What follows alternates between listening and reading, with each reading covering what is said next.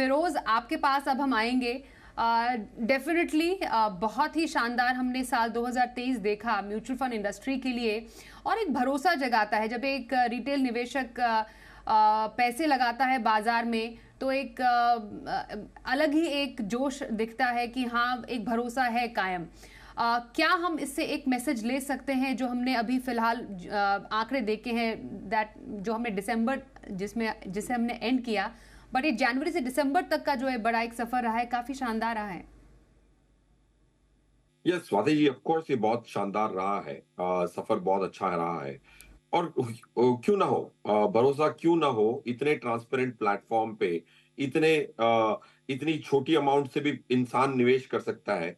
India में कैसी unstructured savings लोग करते हैं। 20-20 रुपए चिट फंडों में दिन के देते हैं, 30 रुपए देते हैं, 50 रुपए देते हैं।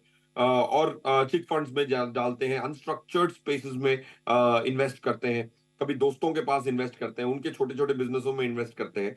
इतने ट्रांसपेरेंट प्लेटफॉर्म की एग्जिस्टेंस आपके पास हो, आपका एक व्हीकल हो, आपके पास औजार हो, उसका प्रयोग ना करना मेरे हिसाब से तो बहुत दुखद बात होगी। तो आई थिंक वो करेक्ट हो रहा है। ऑफ कोर्स सभी ने 2013 में एजुकेशन करने की बहुत बड़ी अभियान शुरुआत करी थी, और काफी अरबों रुपया खर्चा हो चुका है एजुकेशन के लिए।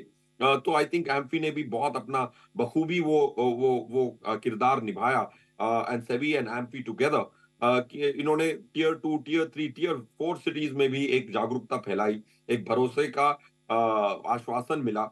और रेगुलेटर इतना क्लोजली वॉच करते हैं, अपने रिटेल इन्वेस्टर को प्रोटेक्ट करने के लिए इतनी सारी चीजें सोची जाती हैं, वो वो किसी के रेल्म ऑफ थिंकिंग में ही नहीं होता। सो आई थिंक भरोसा है, भरोसा बढ़ रहा है, और एंड राइटली सो। बट एक चीज अगर हम कॉन्टेक्स्ट देखें, इंडिया में कुल मिला के 70 लाख करोड़, 700 लाख करोड़ से ज्यादा हाउस होल्ड सेविंग्स है। इंडियन हाउस होल्ड की पूरी सेविंग्स जोड़ो तो 700 लाख करोड़ है।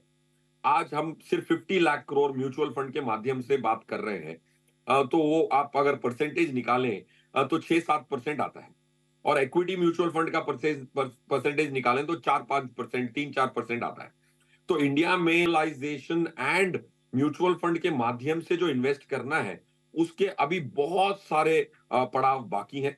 क्योंकि सिर्फ 6 या 7% ही म्यूचुअल फंड एयूएम है। अगर मैं यूएस की बात करूं, जीडीपी से उसकी तुलना करूं, तो यूएस की जीडीपी से ज्यादा म्यूचुअल फंड की एसेट्स हैं। इंडिया में म्यूचुअल फंड की एसेट्स जीडीपी की तुलना में सिर्फ 20% है, और यूएस में 1.4 टाइम्स, 1.5 टाइम्स है। तो we are just scratching the surface is the point I am trying to make, Swati, with this data. बिल्कुल। अ, सही बोला आपने, क्योंकि आंकड़े सही जो तस्वीर है वो पेश करते हैं, पर आई थिंक ये एक कदम है टुवर्ड्स राइट डायरेक्शन, जिसमें हम आगे आगे धीरे धीरे बढ़ते रहेंगे तो डेफिनेटली वील अचीव जिसके बारे में हम सोच रहे हैं। क्योंकि हम एसआईपी के आंकड़े भी फिरोज अभी दिखा रहे थे, वेरी क्विक रिएक्शन उसमें। एसआईपी इनफ्लोज पिछले एक साल में हमने 27% बढ़ते हुए देखे हैं।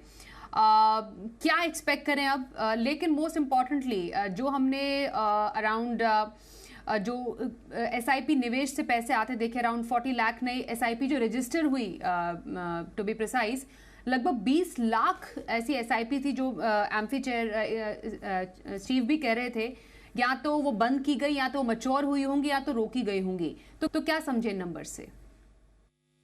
दो चीजें समझ सकते हैं स्वाति जी। ये जो आंकड़ा है, आपको शायद याद हो, 2-3 साल पहले मैंने आपके शो में जब एसआईपी का आंकड़ा 6,500-7,000 था, तो मार्च 25 का मैंने टारगेट दिया था कि 25,000 करोड़ पे पहुंचेगी पर मंथ की एसआईपी।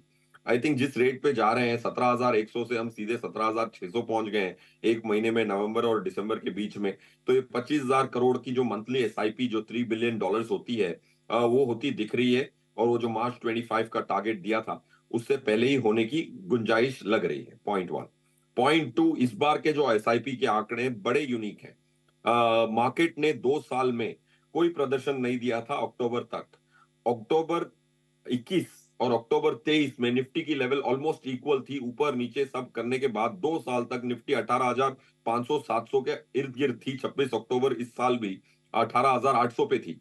तो 2 साल मार्केट ने कुछ नहीं किया, ऊपर गई नीचे गई, फिर भी रिटेल निवेशक ने अपनी एसआईपी बढ़ाई।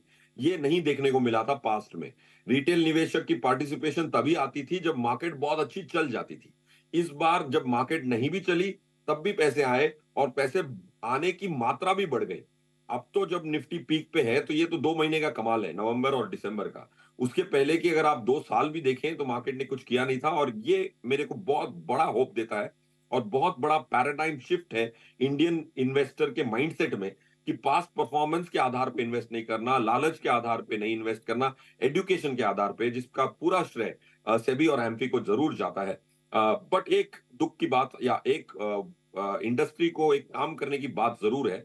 अगर हम देखें, इस साल जो इक्विटी म्यूचुअल फंड में नया पैसा आया है, वो नेगेटिव है। अगर एसआईपी के पैसे जो आए, उसको सब्ट्रैक्ट कर दो, तो एसआईपी से समझो कि 17,600 इस साल, इस महीने आए। वैसे अगर आप जोड़ते हैं तो 1.25 से 1.5 लाख करोड़ एसआईपी के माध्यम से आया। बट जो टोटल पैसा ऐड हुआ है, वो 1.5 लाख करोड़ से कम है। मतलब एचएनआई ने लमसम और एसआईपी जो बंद हुई, उससे रिडेम्पशन हुआ, वो नेगेटिव है। माना कि इस साल हमारे 10 लाख करोड़ बढ़ गए, जैसे वेंकट साहब ने कहा था, बट उसमें से 5 lakh crore mark to market gain भी आया है।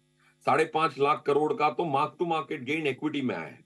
ये जो एचएनआई जो अपने पैसे निकाल के एग्जॉटिक प्रोडक्ट में जा रहे हैं, वो मेरे हिसाब से गलत कर रहे हैं, और हमें उनके प्रति भी एजुकेशन करना चाहिए। बहुत सारा पैसा एग्जॉटिक प्रोडक्ट्स में मूव हुआ है, अनलिस्टेड इक्विटी में मूव हुआ है, म्यूचुअल फंड ने एचएनआई का पैसा काफी निकला है। आई थिंक उस पे अगर हम इंडस्ट्री काम करेगी, तो रिटेल और एचएनआई दोनों की सही पैसे लगेंगे इन अ ट्रांसपेरेंट प्लेटफॉर्म, तो I think the numbers will grow up faster. मैं यहाँ पर फिरोज आपसे ये जानना चाहती हूँ कि जैसा हमने small cap, large cap, mid cap में देखा, सर्वाधिक निवेश स्मॉल कैप में आया, लार्ज कैप में नेगेटिव था नंबर्स, मिड कैप में उसके बाद एक अच्छा निवेश आया। एक एसेट एलोकेशन मिक्स, अगर एक हेल्दी एसेट एलोकेशन मिक्स समझना चाहे 2024 के लिए, तो क्या कुछ आप सजेस्ट करेंगे? स्वाति जी, आई थिंक 50 से 55% लार्ज कैप में होना चाहिए, 15 से 20% मिड कैप में, और 30% स्मॉल कैप में होना चाहिए। जाहिर सी बात है, ये जो रेशियो हमने निर्णय किया था, ये जनवरी 3 को last last year same time आपके शो पे भी करीबन उसी टाइम पे हमने स्मॉल कैप को 5% से 30% हमारे मॉडल पोर्टफोलियो में कर दिया था। ऊपर वाले की दया से that panned out very well.